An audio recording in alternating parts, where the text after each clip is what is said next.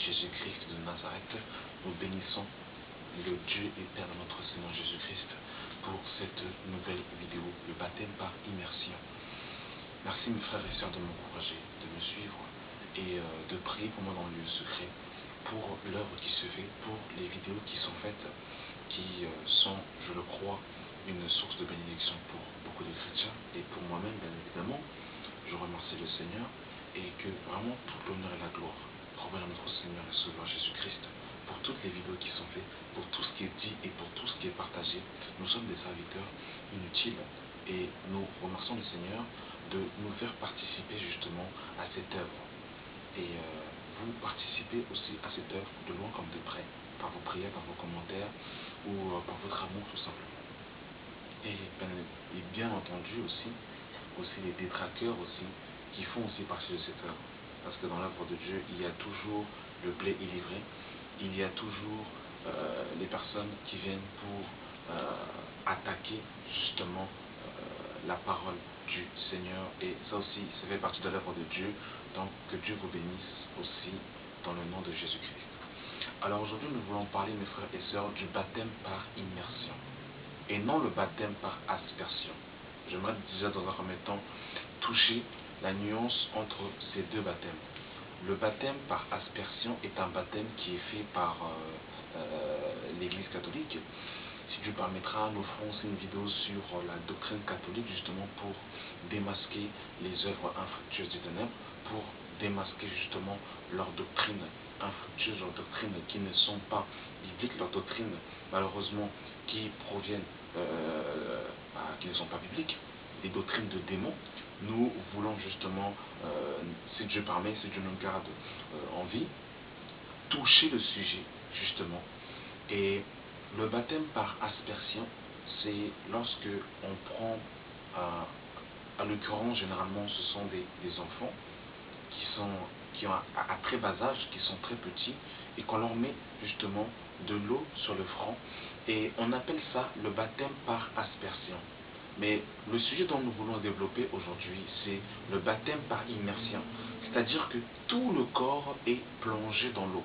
Le corps immergé, plongé. En fait, baptême veut dire immergé dans. Le baptême, selon les Écritures, c'est tout le corps, mes frères et sœurs, qui est immergé. C'est-à-dire la totalité du corps qui est plongé dans l'eau. Et nous allons justement toucher le sujet. Mais avant de toucher le sujet, j'aimerais justement répondre à une question qui se pose actuellement dans le corps de Christ. Si le baptême d'eau est toujours d'actualité ou pas. Alors, certains disent que le baptême d'eau était en fait n'est plus nécessaire aujourd'hui et que c'est le baptême de l'esprit justement qui prédomine et nous n'avons pas besoin de faire le baptême d'eau. Donc nous allons voir une chose, mes frères et sœurs.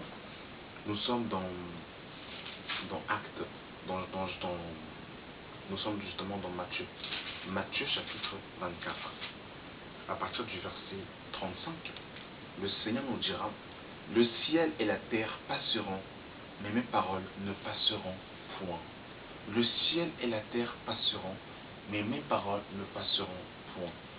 J'aimerais d'abord prendre ce passage comme passage d'introduction pour nous montrer que toutes les paroles de Jésus-Christ ne peuvent être anéanties jusqu'à la fin de ce monde.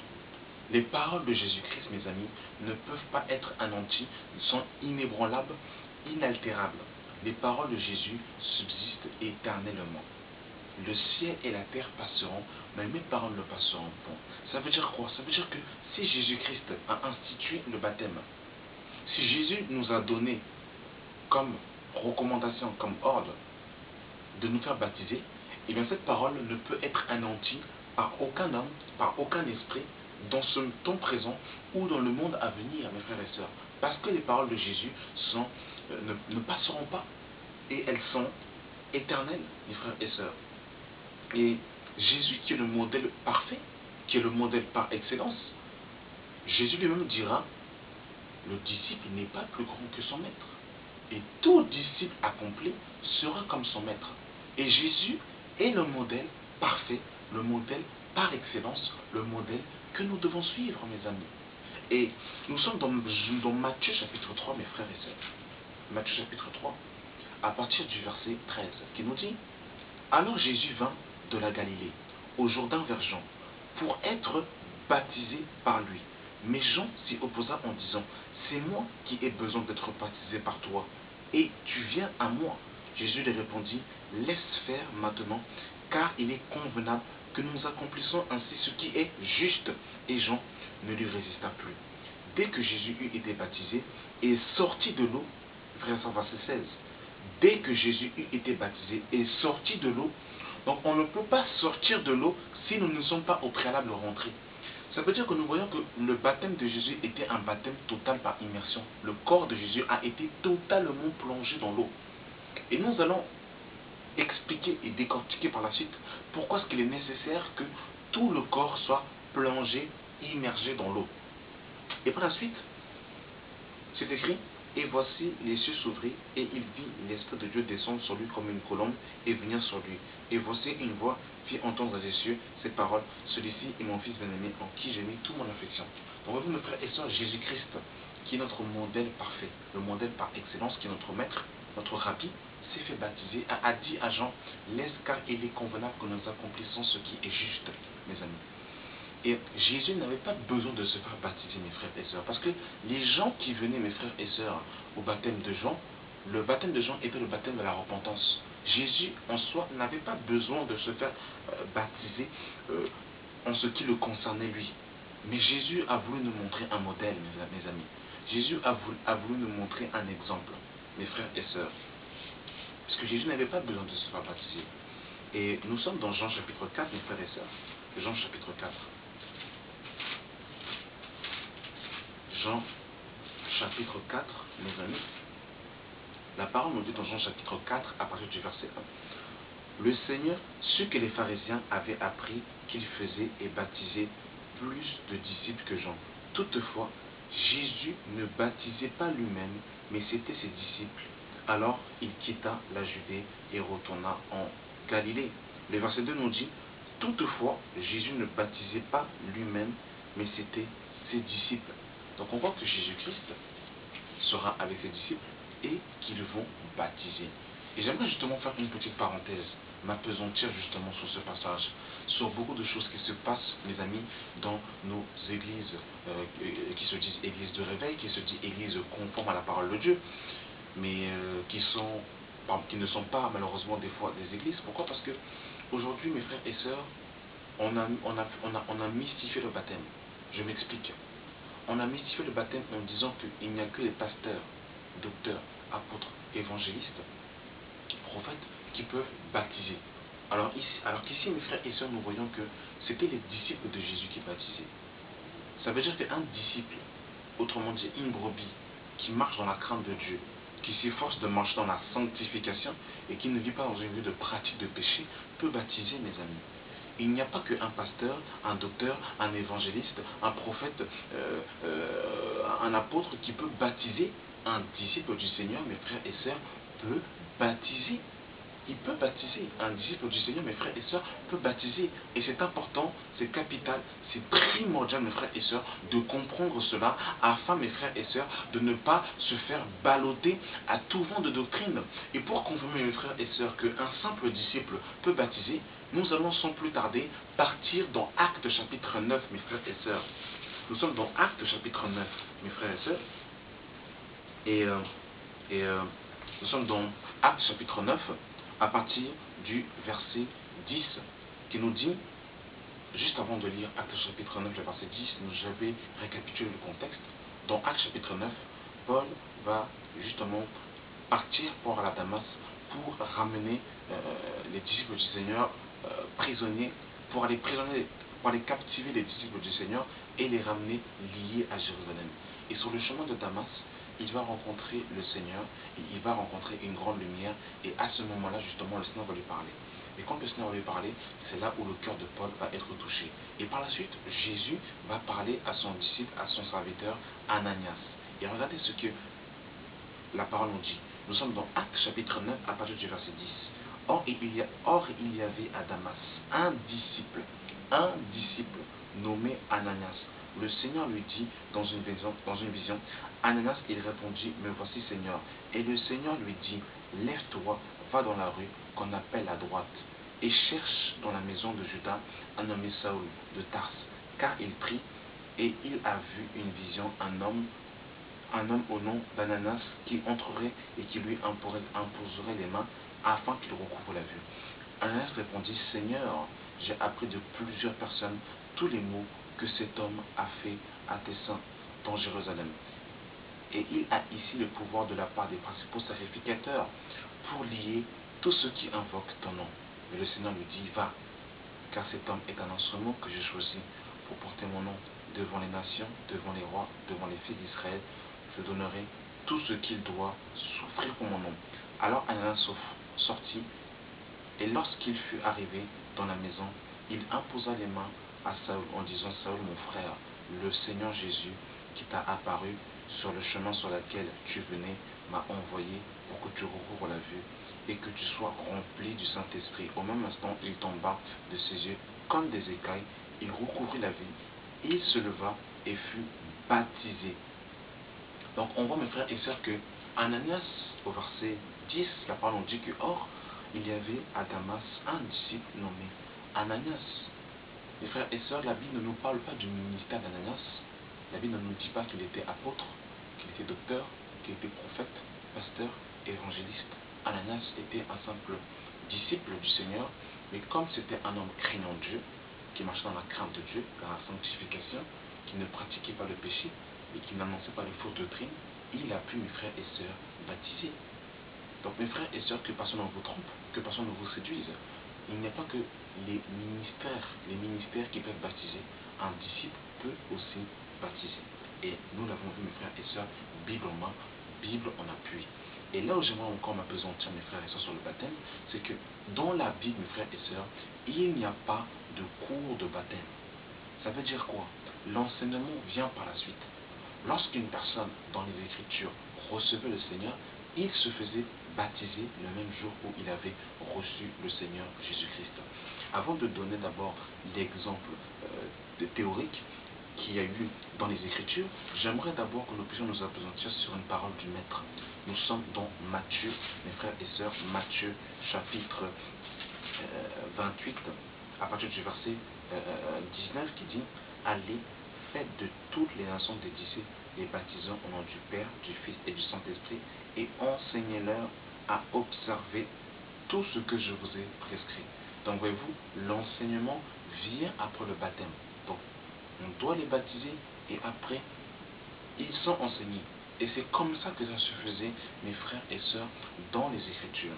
Et je vais encore, pour cadrer, encore avec le même pasteur, la même pensée, dans Marc, mes frères et sœurs, Marc chapitre 16, mes amis, Marc 16, à partir du verset 15, il dit « Allez par tout le monde et prêchez la bonne nouvelle à toute la création. Celui qui croira et qui sera baptisé sera sauvé, mais celui qui ne croira pas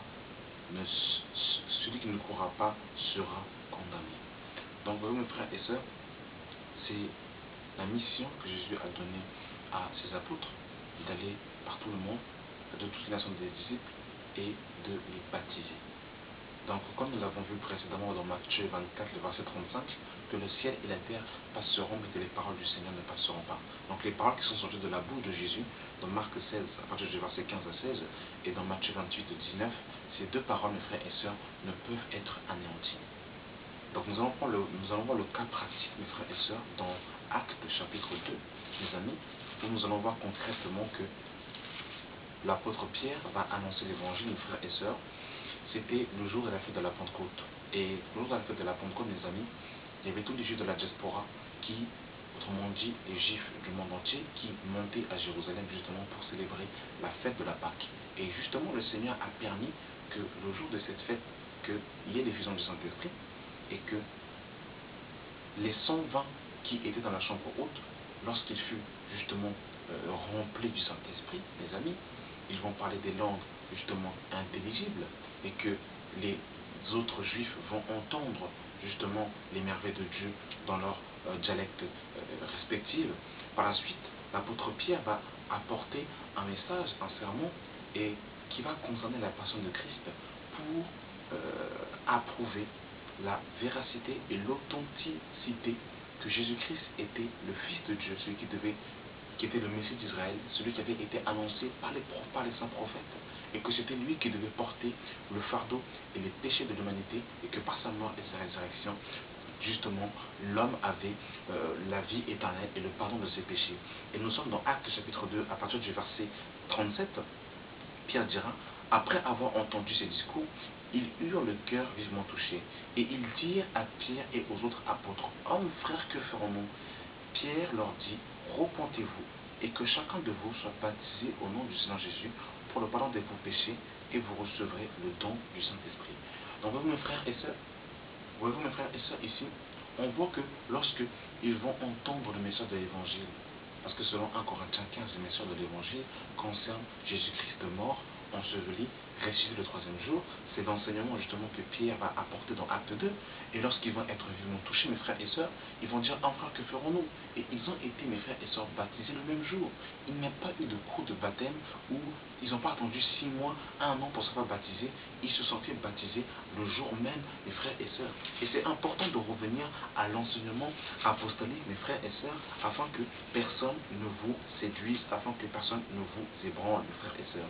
Et nous sommes dans Acte 8, mes frères et sœurs, lorsque Philippe va descendre en Samarie, mes frères et sœurs, il va confondre Simon le magicien avec sa magie, et lorsque les gens vont entendre et voir les prodiges qui se faisaient dans la main de Philippe, mes frères et sœurs, et bien Philippe justement aussi va annoncer l'évangile, et beaucoup vont accepter au nom de Jésus, et vont se faire baptiser.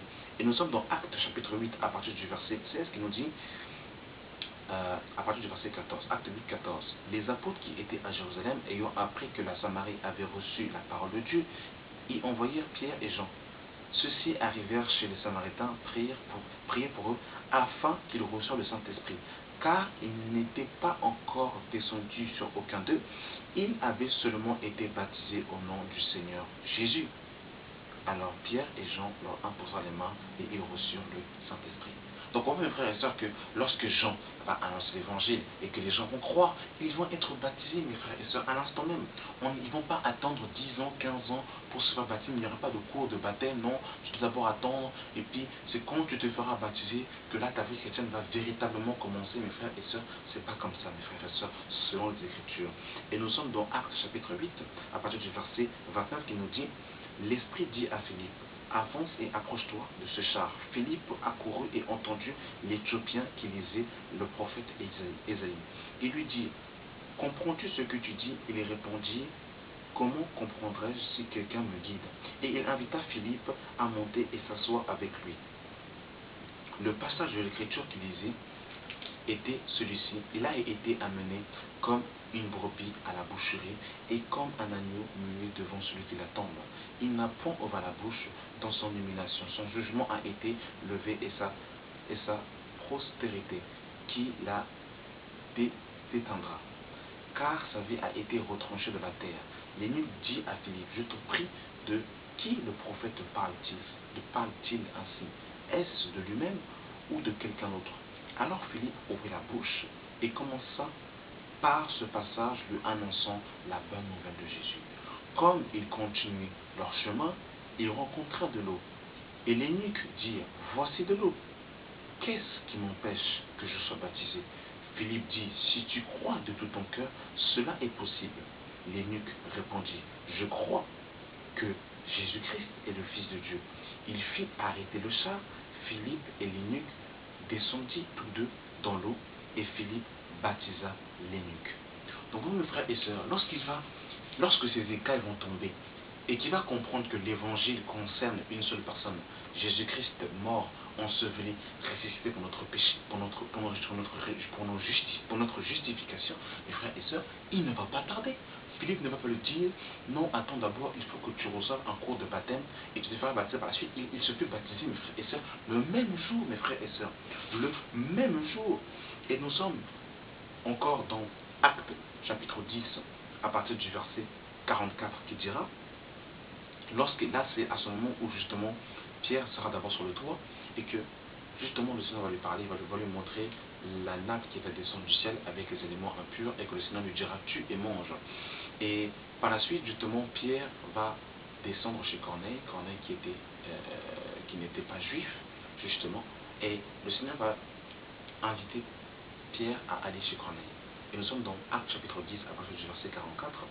Comme Pierre prononça encore ces mots, le Saint-Esprit descendit sur eux. Ils écoutaient la parole. Tous les fidèles circoncis qui étaient venus avec Pierre furent étonnés de ce que le don du Saint-Esprit était aussi répandu sur les païens, car ils les entendaient parler en langue et glorifier Dieu. Alors Pierre dit, peut-on refuser l'eau du baptême à ceux qui ont reçu le Saint-Esprit aussi bien que nous? Et il ordonna qu'ils furent baptisés au nom du Seigneur, sur quoi ils prièrent de rester quelques jours auprès d'eux. Donc vous, mes frères et sœurs, donc nous voyons que dans la parole de Dieu, dans Actes des Apôtres, le baptême d'eau par immersion va continuer à se faire, mes frères et sœurs. Et nous devons, mes frères et sœurs, nous soumettre à ces choses. Donc, les gens qui vous disent que le baptême d'eau n'est plus d'actualité, pour certains, c'est un manque d'éclairage. Et pour d'autres, ce sont des personnes qui veulent vous perdre, mes amis. Ce sont des gens qui veulent vous perdre. Et nous sommes justement dans Actes chapitre 20, mes frères et sœurs. Actes chapitre 19, autant pour moi, à partir du verset 1. Pendant qu'Apollos était à Corinthe, Paul, après avoir parcouru les autres provinces de l'Asie et à Éphèse, ayant rencontré quelques disciples, il leur dit, avez-vous reçu le Saint-Esprit? Quand avez-vous cru? Et ils répondirent, nous n'avons même pas entendu dire qu'il y eut un Saint-Esprit. Ils dirent, de quel baptême avez-vous donc été baptisés? Et ils répondirent de Jean-Baptiste. Alors Paul dit, Jean a baptisé du baptême de repentance, disant au peuple de croire à celui qui venait après lui, c'est-à-dire en Jésus-Christ. Sous ces paroles, ils furent baptisés au nom du Seigneur Jésus.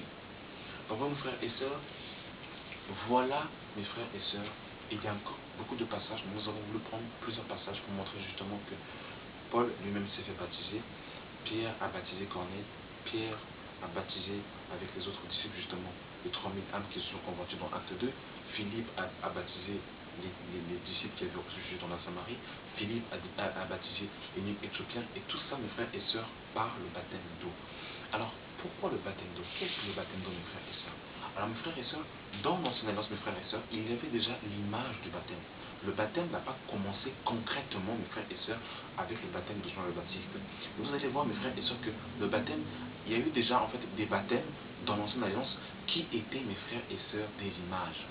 Et nous sommes dans 1 Pierre chapitre 3, mes frères et sœurs, et ce que nous devons savoir, ce que nous devons comprendre, c'est que le baptême, mes frères et sœurs, n'est pas la purification des souillures. C'est-à-dire que le baptême d'eau ne nettoie, ne chasse, n'enlève pas des démons, et le baptême d'eau ne nettoie pas et n'enlève pas les péchés. Ce qui enlève les péchés, c'est dans le pardon du nom de Jésus-Christ, et c'est le sang de Jésus qui nous nettoie de toute iniquité, de toute souillure.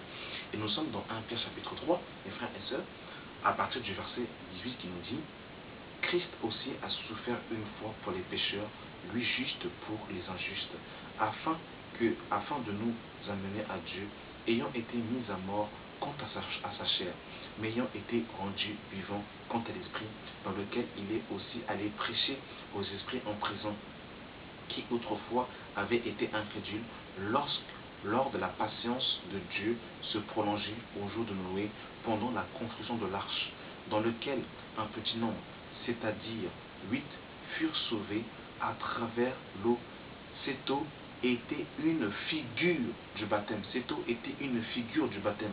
Donc on nous apprend ici, mes amis, que le déluge qui est dans Genèse 6, mes frères et sœurs, était une figure du baptême. Et par la suite, il dira qu'il n'est pas la purification des souillures du corps, mais l'engagement d'une bonne conscience envers Dieu. C'est-à-dire, mon frère, ma soeur, que lorsque tu décides de te baptiser, c'est un engagement que tu prends envers Dieu et non envers les hommes. Voilà pourquoi le baptême par aspersion déjà est caduque, parce qu'on baptise des bébés qui ne sont même pas conscients de l'engagement qu'ils font, l'engagement qu'ils prennent, et en plus de ça, le baptême n'est même pas un baptême par immersion, c'est-à-dire le corps plongé dans, mais par aspersion. Mes frères et sœurs. Et vous? Donc on nous dit que, voilà quoi, qui maintenant vous sauve, vous aussi, de la résurrection de Jésus-Christ. Vous aussi par la résurrection de Jésus-Christ. On veut, mes frères et sœurs, donc on voit que le baptême n'est pas la purification des souillures du corps, mes frères et sœurs, mais un engagement de bonne conscience envers Dieu. Donc nous avons vu, mes amis, que le déluge de la Genesis était une figure du baptême, et nous allons prendre 1 Corinthiens 10, mes amis. 1 Corinthiens 10, nous sommes bientôt à la fin, nous allons bientôt terminer le sujet, mais il est nécessaire, mes frères et sœurs, de parler de ces sujets, afin justement d'être fondés sur l'enseignement des apôtres et des prophètes. Nous sommes dans 1 Corinthiens 10, à partir du verset 1. Frères, je ne veux pas que vous ignoriez que nos pères ont tous été salués, qu'ils ont tous passé au travers de la mer, et qu'ils ont tous été baptisés en Moïse dans la nuée et dans la mer, et qu'ils ont tous bu le même aliment spirituel, et qu'ils ont tous bu le même breuvage spirituel, car ils buvaient à un rocher spirituel qui les suivait, et ce rocher était Christ. Donc au verset 2, on nous dit qu'ils ont tous été baptisés en Moïse dans la nuée et dans la mer. Vous voyez, mes frères et sœurs, c'était en fait des images, mes frères et sœurs, du baptême. Donc le baptême veut dire immerger dans. Alors pourquoi, mes frères et sœurs, est-il nécessaire, et nous allons terminer sur ça, pourquoi est-il nécessaire d'être immergé, plongé dans? Pourquoi? Parce qu'en fait le baptême d'eau est la représentation de la manifestation de ce qui se passe spirituellement, mes frères et sœurs. La Bible nous dit, mes frères et sœurs, que Christ, mes amis, lorsqu'il était, nous allons prendre le passage, nous sommes dans Romains chapitre 6, justement, nous sommes dans Romains chapitre 6 à partir du verset 1, il nous dit: que dirons-nous donc? Demeurons-nous dans le péché, afin que la grâce abonde? Loin de là. Nous qui sommes morts au péché, comment vivrons-nous encore dans le péché? Ignorez-vous que nous avons tous été baptisés en Jésus-Christ? C'est en sa mort que nous avons été baptisés. Nous avons donc été ensevelis avec lui par le baptême en sa mort, afin que comme Christ ressuscite des morts par la gloire du Père, de même aussi nous marchions en nouveauté de vie. Alors vous, mes frères et sœurs, lorsque Jésus-Christ, mes amis, est mort il y a 2000 ans, et qu'il a été mis au tombeau, enseveli et ressuscité, mon frère, ma soeur, spirituellement, tu as fait le même trajet que lui. C'est-à-dire que tu es mort avec Christ, tu étais enseveli avec Christ, et tu es ressuscité avec Christ. Et le baptême d'eau, mes amis, mes frères et sœurs, est une image, mes amis, de la mort, de l'ensevelissement et de la résurrection en une nouvelle vie. Et c'est une représentation des réalités spirituelles, mes frères et sœurs, ce qui se passe lorsque nous acceptons Jésus-Christ spirituellement. Nous mourons à notre ancienne vie et nous ressuscitons dans une vie nouvelle, en nouveauté de vie. 2 Corinthiens 5, 17, si quelqu'un est en Christ, il est une nouvelle création.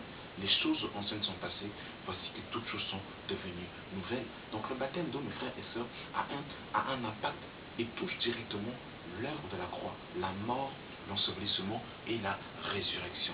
Et voilà aussi ce que le baptême d'eau symbolise aussi, mes frères et sœurs. Il symbolise aussi l'image de ce qui se passe spirituellement, mort, résurrection avec Christ. Pourquoi il faut que nous passions, mes frères et sœurs, par les eaux du baptême, mort, enseveli et ressuscité. Donc nous, mes frères et sœurs, nous avons pu voir par la grâce de Dieu, par l'aide du Saint-Esprit, mes frères et sœurs, que le baptême d'eau est encore d'actualité, parce que les paroles de Jésus ne peuvent être anéanties et sont inaltérables, inébranlables. Nous avons aussi vu, mes frères et sœurs, qu'un disciple, c'est-à-dire un chrétien lambda, n'a pas spécialement de ministère.